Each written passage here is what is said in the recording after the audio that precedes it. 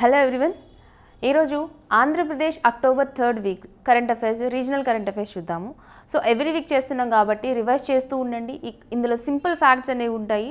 So current అఫైర్స్లో గ్రూప్స్కి, group 1కి కానీ group 2కి కానీ ఫ్యాక్ట్స్ అనేవి చాలా ఇంపార్టెంట్. అండ్ స్పెసిఫిక్గా ఏపీ దగ్గరకు వస్తే కనుక ఇక్కడ కూడా చాలా ఫ్యాక్ట్స్ ఉంటాయి. ఇంకా స్కీమ్స్ ఫ్యాక్ట్స్, ఏదైనా ప్లేసెస్ ఎక్కువ న్యూస్లో ఉన్నాయంటే వాటిపైన ఎక్కువ కాన్సన్ట్రేట్ చేయండి. ఏదైనా అవార్డ్స్ వచ్చినా, ఏదైనా ఒక కొత్త న్యూస్ వచ్చినా సరే దానిపైన కాన్సన్ట్రేట్ చేయండి. ఓకే, సో ఫస్ట్ టాపిక్ చూస్తే, మన తెలుగు వాళ్ళు క్రీడల్లో సత్తా చూపడం వల్ల వాళ్ళకి ఏపీ గవర్నమెంట్ నుంచి కొంచెం నగదు బహుమతి అనేది లభించిందనమాట. అయితే యాక్చువల్లీ క్రీడలు, ఈ Asian games, 19th Asian games అనేవి చైనాలో జరిగాయి.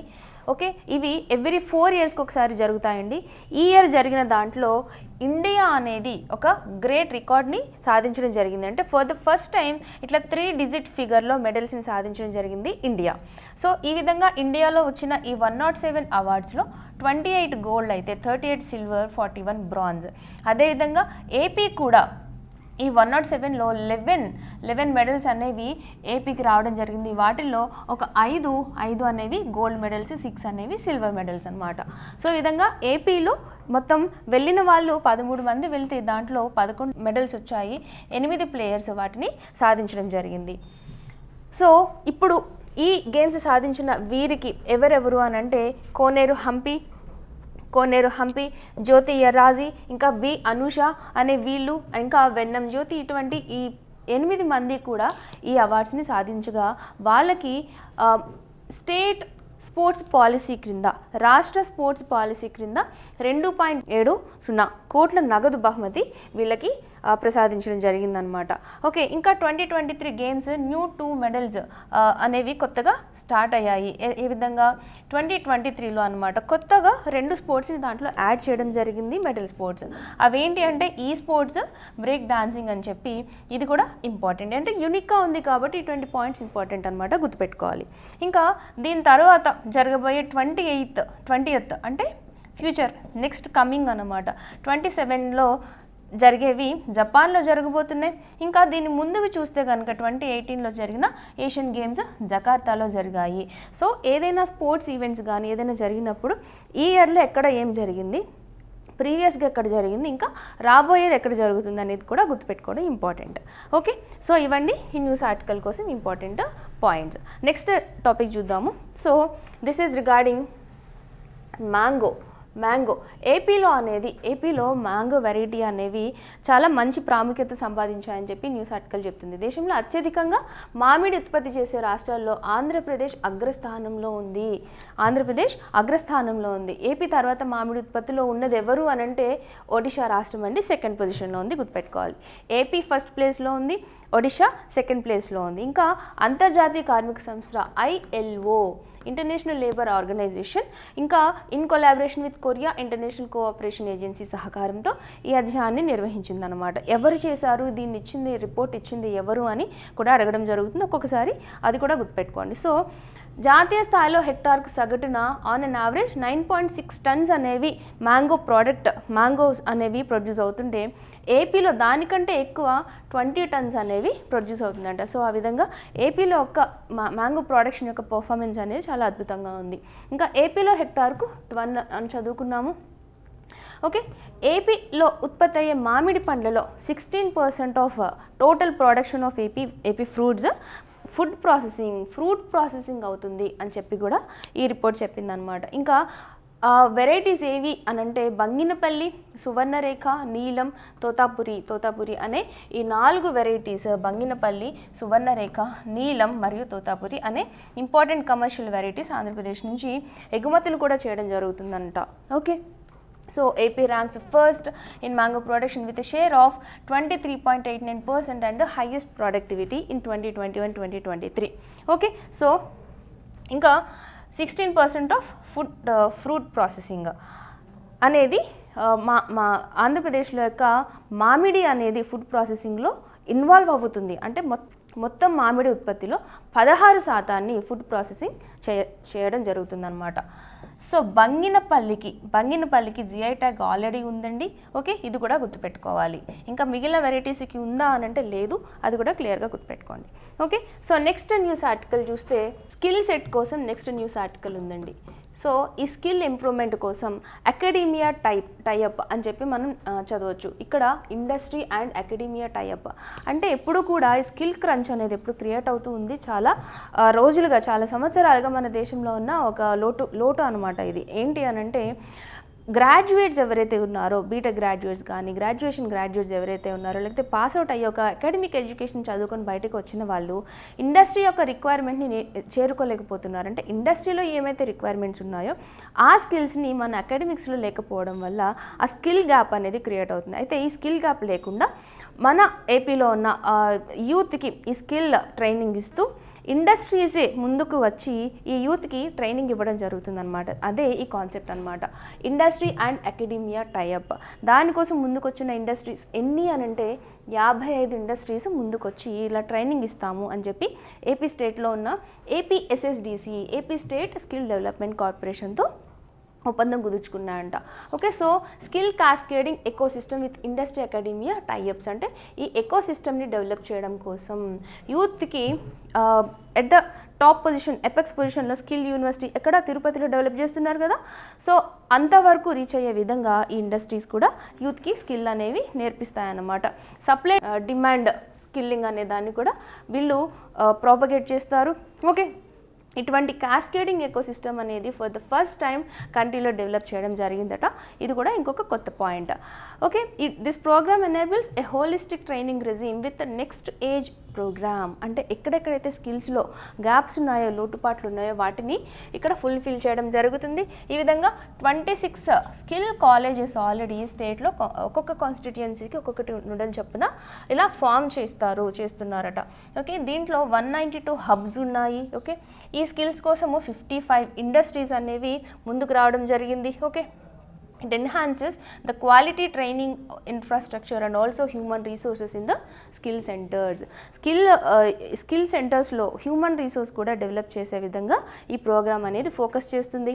ఇంకా స్కిల్ ఇంటర్నేషనల్ అనేది ఒక కొత్త ఇనిషియేటివ్ అండి. ఎవరిది? Was the latest initiative of APSSDC, AP state skill development corporation యొక్క లేటెస్ట్ ఇనిషియేటివే ఈ స్కిల్ ఇంటర్నేషనల్. సో ఇదేం చేస్తుంది? Tapping employment opportunities for skill youth in foreign countries. అంటే ఇక్కడ నుంచి యంగ్ ఎవరైతే స్కిల్స్ నేర్చుకుంటున్నారో వాళ్ళు ఇంటర్నేషనల్ లెవెల్లో కూడా ఆపర్చునిటీస్ని దొరికించుకునే విధంగా, వాళ్ళకి స్కిల్ సెట్ని డెవలప్ చేసే విధంగా ఈ స్కిల్ ఇంటర్నేషనల్ అనే స్కీమ్ ముందుకు వెళ్తుందన్నమాట. ఓకే, సో ఇదండి ఈ న్యూస్ ఆర్టికల్ కోసం. ఇంకా నెక్స్ట్ చూద్దాము. సో వైఎస్ఆర్ ఆరోగ్య ఆసరా అనేది ఉత్తమ పథకము అని చెప్పి ఇంకొక న్యూస్ ఆర్టికల్ వచ్చింది. సో యూనివర్సల్ హెల్త్ కవరేజ్తో, అంటే మొత్తం హెల్త్ కవరేజ్ అనేది యూనివర్సల్గా అందరికీ అనే విధంగా ఈ యొక్క స్కీమ్ ముందుకెళ్తుంది. సో ఇది స్పెసిఫిక్గా వైఎస్ఆర్ ఆరోగ్య శ్రీ కాకుండా ఆరోగ్య ఆసరా యొక్క స్పెషల్ ఫీచర్స్ ఏంటో చూద్దాము. ఓకే, ఇది ఏం చేస్తుంది అని అంటే ఒక పర్టికులర్ పర్సన్కి సర్జరీ కనుక అయ్యింది అని అనుకుందాం, అయిన తర్వాత అతనికి రికవరీ వరకు కొంచెం ఫేజ్ వరకు అతను ఎర్న్ చేసుకోలేరు. డైలీ వేజ్ లేబర్ అయినా సరే, ఎవరైనా సరే అతనికి ఆ రోజు యొక్క ఉపాధి కోల్పోవడం జరుగుతుంది. ఎందుకంటే రికవర్ అవ్వడానికి కొంచెం టైం పడుతుంది కాబట్టి. సో దాన్నే మనం వేజ్ లాస్ కాంపన్సేషన్ అలవెన్స్ అని చెప్పి కొంచెం ప్రొవైడ్ చేయడం జరుగుతుంది అనమాట. సో గవర్నమెంట్ పర్ డే ఆ విధంగా 225 రూపీస్ ఇస్తుంది. సో దీన్నే at a maximum of 5,000 rupees per month అని ఈ సర్జరీలో ఎవరెవరైతే స్టేట్ గవర్నమెంట్లో లైక్ స్కీమ్లో ఎన్రోల్ చేసుకొని ఎవరైతే ఆ సర్జరీస్ చేయించుకున్నారో వాళ్ళకి ఇటువంటి వేజ్ అలవెన్స్ అనేది ఇవ్వడం జరుగుతుంది. సో దీంట్లో కూడా 836 kinds of surgeries and 26 specialized ఏరియాస్లో, అంటే ఇటువంటి డిఫరెంట్ ఏరియాస్లో కూడా అన్ని వ్యాధులు కూడా ఎటువంటి ఆరోగ్య సమస్యలు ఉన్నా సరే అవన్నీ దీనిలోనికి వచ్చే విధంగా 836 కైండ్స్ని ఆఫ్ సర్జరీస్ని ఇందులో ఇంక్లూడ్ చేశారట. YSR Aarogyasri post therapeutic sustenance allowance అని దీన్ని ఫార్మల్గా పిలుస్తారు, గుర్తుపెట్టుకోండి.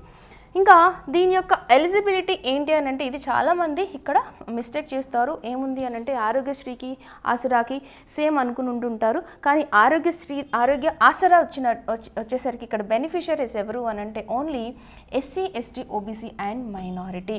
This is important. And also under the Arogya Asra scheme, the beneficiary is required to take admission in the hospital selected by the state health department. State health department A hospital అయితే propose చేసిందో దానిలో మాత్రమే ఆ particular patient admission తీసుకోవాలన్నమాట. Only poor labourers under the BPL family will be eligible to the scheme, right. So ఇవ్వండి ఈ scheme కోసం నేర్చుకోవడానికి ట్రై చేయండి. ఇంకా నెక్స్ట్ చూస్తే జగనన్న చేదోడు. జగనన్న చేదోడు అనే స్కీమ్ కూడా న్యూస్లో ఉంది కాబట్టి ఒకసారి నేర్చుకుందాము. It is a state funded social welfare scheme by the BC welfare department అండి. సో ఇది ఇట్స్ ఓన్లీ ఫర్ టైలర్స్ ఇంకా రజకాస్ ఇంకా నయీ బ్రాహ్మిన్స్ వీళ్ళ కోసం ఫైనాన్షియల్ అసిస్టెన్స్ ఇచ్చే స్కీమే ఈ జగనన్న చేదోడు అనమాట. అంటే ఈ టైలర్స్లో ఇంకా ఎవరైనా ఆల్ కమ్యూనిటీస్ డిఫరెంట్ కమ్యూనిటీస్ ఎవరున్నారో వాళ్ళందరికీ కూడా ఇంక్లూడ్ అవుతారు. రజకులు ఎవరు అనంటే వాషర్మెన్, ఇంకా నయీ బ్రాహ్మిన్స్ ఎవరంటే బార్బర్స్, వీళ్ళందరూ కూడా దీంట్లో బెనిఫిషియర్ అనమాట. యాజ్ ఎ బెనిఫిషియల్ అమౌంట్ ఎంత ఇస్తారు అని అంటే 10,000 rupees per year for a period of 5 years. Okay, that is 50,000 rupees in 5 installments అనమాట. ఇక్కడ 5 installmentsలో ఇవ్వడం జరుగుతుంది to enhance their financial status of these workers, these communities అన్నమాట. సో ఇది ఈ స్కీమ్ కోసం. ఇంకా నెక్స్ట్ చూద్దాము. నెక్స్ట్ స్కీమ్ ఏంటి అని అంటే వికసిత్ భారత్ 2047 అని చెప్పి ఒక విజనరీ అన్నమాట. ఈ యొక్క ప్రపోజల్, ఈ యొక్క రిపోర్ట్ తయారు చేయడానికి ఒక విజనరీ స్టార్ట్ అయింది. సో దానికోసం నీతి ఆయోగ్ టీమ్ అనేవాళ్ళు ఏపీకి వచ్చి ఒక డ్రాఫ్ట్ అనేది ఇచ్చారు. నీతి ఆయోగ్ బృందం ఏపీ విజన్ 2047 పైన ఒక డ్రాఫ్ట్ ప్రిపేర్ చేసింది. సో ఇది ప్రిపేర్ చేసిన ఈ డ్రాఫ్ట్ ఫైనల్ అప్రూవల్ తీసుకొచ్చి ఇంప్లిమెంట్ చేయాలి అని అంటే ఫండ్ అలొకేషన్ దగ్గర ఒక లోటు కనిపిస్తుంది అనమాట. సో దానికోసమని ఏపీ యొక్క డిపార్ట్మెంట్స్ సెంటర్ని రిక్వెస్ట్ చేయడం జరిగింది. So to implement this vision 2047 AP we need some funds అని చెప్పి సెంటర్ని రిక్వెస్ట్ చేయడం జరిగింది. సో ఈ కాంటెక్స్లో let us learn about this Viksit Bharat 2047. As a part of this, top officials of Andhra Pradesh have started an exercise అన్నమాట. In association with Niti Aayog. It is very important. మిమ్మల్ని confuse చేయొచ్చు. ఈ state vision plan 2047 అనేది in association with home అని చెప్పి ఏదో ఒక ministry ఇవ్వడము, అదో లైక్ ఇంటర్నేషనల్ ఆర్గనైజేషన్స్ ఇవ్వడము. బట్ ఇక్కడ నీతి ఆయోగ్ అన్నమాట. ఇది ఏం చేస్తుంది అని అంటే దీని objective covering primary, secondary and social sectors. అక్కడ ఎటువంటి విజనరీని డెవలప్ చేయాలి, ఎటువంటి టార్గెట్స్ని అచీవ్ చేయాలి, ఇంప్లిమెంటబుల్ టార్గెట్స్ని అచీవ్ చేయాలని చెప్పి ఈ డ్రాఫ్ట్లో ఆల్రెడీ ఉంది. దాన్ని ఇంకా ఫర్దర్గా రీసెర్చ్ చేసి రిపోర్ట్ రిలీజ్ చేయాల్సి ఉంది. ఇంకా నెక్స్ట్ న్యూస్ ఆర్టికల్ చూస్తే ఇట్ ఈస్ రిగార్డింగ్ లేబరర్స్ అండి. ఇంకా మనం ఆల్రెడీ జెండర్ సెక్స్ రేషియో పైన ఈ labour force survey report 2020-2023 release అయింది. అయితే ఈ రిపోర్ట్లో ఏపీలో రేషియోస్ ఎట్లా ఉన్నాయో, ఫీమేల్ మేల్ సెక్స్ రేషియోస్ ఎట్లా ఉన్నాయో ఆల్రెడీ చూసాం. అయితే ఈరోజు లేబరర్స్ యొక్క వాళ్ళ యొక్క పర్సంటేజ్ ఎట్లా ఉందో ఒకసారి చూద్దాం. దేశ సగటు కన్నా రాష్ట్రంలో వేతన పురుషులు, వేతన మహిళల శాతం ఎక్కువగా ఉందట. అంటే ఎర్న్ చేసే ఉమెనే ఎక్కువ ఉన్నారనమాట వేజ్ లేబరర్స్లో. మహిళలు ఉమెన్ యొక్క పర్సంటేజ్ 15.9% ఉంది. అంటే out of all the women ఈ వేజ్ లేబరర్స్ యొక్క పర్సంటేజ్ ఇంత ఉంటే రాష్ట్రంలో, ఇది సెంటర్లో అనమాట, రాష్ట్రంలో దీనికంటే ఎక్కువ ఉంది. రౌండప్ చేసుకుందాం, 17% ఎక్కువ ఉంది. అట్లానే మేల్లో కూడా పురుషుల దేశ సగటు 23% ఉంటే రాష్ట్రంలో 26. అంటే ఈ పర్సంటేజెస్ మీకు గుర్తులేకపోయినా సరే రాష్ట్రంలోనే సగటు ఎక్కువ ఉంది దేశ సగటు కంటే. అది గుర్తుపెట్టుకోండి, సరిపోతుంది. దీన్ని అనౌన్స్ చేసింది ఎవరు? మన కేంద్ర గణాంకాల కార్యక్రమాల అమలు మంత్రిత్వ శాఖ, central statistical programme implementation ministry. So ఇంకా ఏం డీటెయిల్స్ చూడాలంటే ఎక్కువ తక్కువ ఇది కూడా ఇంపార్టెంట్ అండి. అస్సాం స్టేట్లో 8.8%, బీహార్లో 9% చొప్పున అతి తక్కువగా వేతన పురుషులు ఉన్నారు. అంటే చాలా తక్కువ ఉన్నారటండి. మేల్ డైలీ వేజ్ లేబరర్స్ అనేవాళ్ళు ఏ స్టేట్లో తక్కువ ఉన్నారు అని అంటే అస్సాం అండ్ బీహార్. ఏబిఎం అని గుర్తుపెట్టుకోండి, సరిపోతుంది. ఏబిఎం లో అన్నమాట. అంటే అస్సాం, బీహార్లో మేల్ వేజరర్స్ తక్కువ ఉన్నారు. ఇంకా బీహార్లో 6.7%, జార్ఖండ్లో 4.7%. సో ఈ విధంగా అతి తక్కువ ఉమెన్ లేబరర్స్ ఉన్న స్టేట్స్ ఎవరు అని అంటే బీహార్, జార్ఖండ్, రాజస్థాన్, ఉత్తరప్రదేశ్. ఓకే, ఈ విధంగా ఇక్కడ మేల్ తక్కువ ఉంటే ఇక్కడ ఫీమేల్ తక్కువ ఉన్నారు, గుర్తుపెట్టుకోండి. ఈ 2 స్టేట్స్ అన్నా గుర్తుపెట్టుకోండి అట్లీస్ట్. ఎందుకంటే బీహార్లో అనేది ఎప్పుడు కూడా ఉమెన్ రిలేటెడ్ ఇష్యూస్ ఎప్పుడూ ఉంటాయి, లిటరసీ రిలేటెడ్ ఇష్యూస్ కూడా ఉంటాయి, కాబట్టి మీకు ఈజీ గుర్తుపెట్టుకోవడం. విమెన్ లేబరర్స్ కూడా ఇక్కడ తక్కువ ఉన్నారు అని చెప్పి we are learning here, right? So ఇంతవరకు సరిపోతుందండి. No need to learn all the percentages, all the statistics, just comparison male and female ఏ స్టేట్లో ఎలా ఉంది, మన ఏపీ స్టేట్లో ఎలా ఉంది, అది కంపేర్ టు సెంటర్ ఎలా ఉంది, అది మాత్రం నేర్చుకుంటే సరిపోతుంది. This is more than enough. Okay, next topic చూద్దామండి. So one district one product పైన కూడా ఒక న్యూస్ వచ్చింది.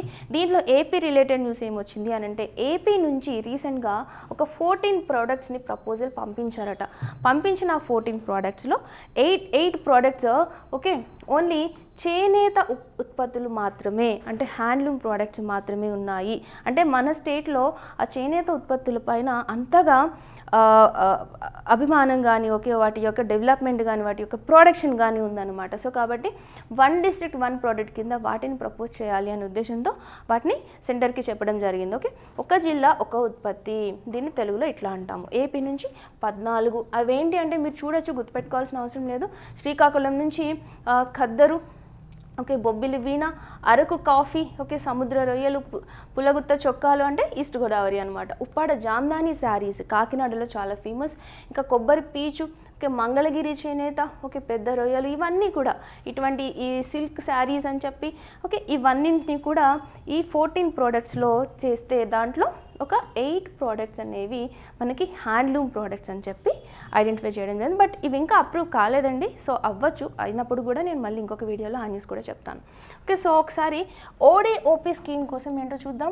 One district one product initiative is aimed at forecasting balanced regional development కోసం ఓకే ప్రాంతీయ అభివృద్ధి కోసం అని ఇది ఎక్కువ ఫోకస్ చేసిందంటే ఒక్కొక్క డిస్ట్రిక్ట్ కోసం నుంచి ఖచ్చితంగా ఒక ప్రోడక్ట్ని సెలెక్ట్ చేసుకోవడము, దాని డెవలప్మెంట్ కోసం ఎక్కువ ఇన్సెంటివ్స్ ఇవ్వడం కానీ ఇతరత్ర సహాయాలు చేయడం కూడా జరుగుతుందన్నమాట. Okay, so the initiative AIIMS at select a product and give the brand and promote at least one product from one district. That is the main objective of this scheme, right? So idandi news gurinchi. Inka next chuste KL university ఏం చేసింది అని అంటే రీసెంట్గా it's first satellite launch like small శాటిలైట్ని launch చేసిందట. అదే KL SAT అంటున్నారు. Okay, ఇది ఒక మినియేచర్ శాటిలైట్, దాన్నే 1U క్యూబ్ శాట్ అని కూడా అంటున్నాం. సో దీన్ని లాంచ్ చేయడం జరిగింది. ఇదొక ఫర్ ద ఫస్ట్ టైం ఈ యూనివర్సిటీ ఈ విధంగా చేసిందనమాట. దేనికోసం చేశారు అని అంటే అట్మాస్ఫియరిక్ మెజర్మెంట్ టెక్నాలజీ, అంటే అట్మాస్ఫియర్ ఏ విధంగా మెజర్మెంట్స్ని తీసుకుంటుంది అనే ఆ టెక్నాలజీని దాంట్లో డెవలప్ చేసి ఓకే దాన్ని లాంచ్ చేయడం జరిగింది. అది చూడండి, altitude of 28 kilometres 92,000 feet height వరకు వెళ్ళింది by using some atmospheric sensors. తర్వాత ల్యాండ్ కూడా సక్సెస్ఫుల్లీ అయ్యింది by using some parachute aid. Okay, ఒక 80 kilometers రేడియస్లో అది ల్యాండ్ అవ్వడం జరిగింది. ఓకే, ఒక అట్మాస్ఫియరిక్ అండర్స్టాండింగ్ని అడ్వాన్స్ చేయడం కోసం ఈ లైక్ శాటిలైట్ని డెవలప్ చేశారు. సో ఇటువంటి స్టేట్ గవర్నమెంట్ నుంచి కూడా ఓకే మన రాష్ట్రంలో ఒక యూనివర్సిటీల నుంచి నేషనల్ లెవెల్లో ఒక శాటిలైట్ని లాంచ్ చేయడం అనేది చాలా గొప్ప విషయం అనమాట.